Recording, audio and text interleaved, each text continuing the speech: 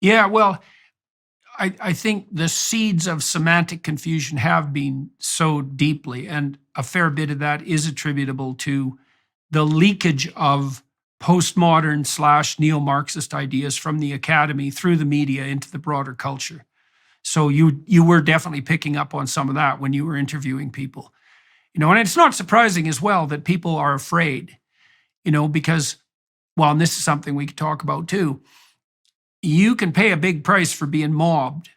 And I know a lot of people who've been mobbed. I've probably talked to 200 people who've been effectively mobbed, and some pretty high profile people like Jay Bhattacharya, for example, and Jonathan Haidt, and many, many others, many professors I know, and public figures. And typically, my experience has been, and I've been mobbed lots of times, and it hasn't been particularly pleasant.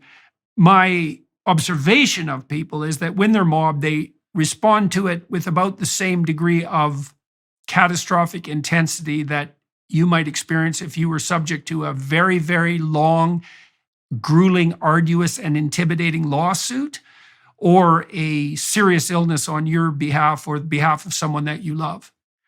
I mean, Jay Bhattacharya at Stanford, he got mobbed by his colleagues and canceled because he dared to say what he knew about the pandemic lockdown, and he lost 35 pounds in 3 months. And I know lots of people who were bullied into, near nervous breakdown or physical illness as a consequence of being isolated and mobbed. And so it's not surprising that people are afraid. There's something to be afraid of, to be mobbed. Well, now, you tell me how you've coped with that. I mean, you're sort of nefarious poster boy for the radical leftist activists, and you have been canceled on YouTube, and your reputation savaged in all sorts of ways.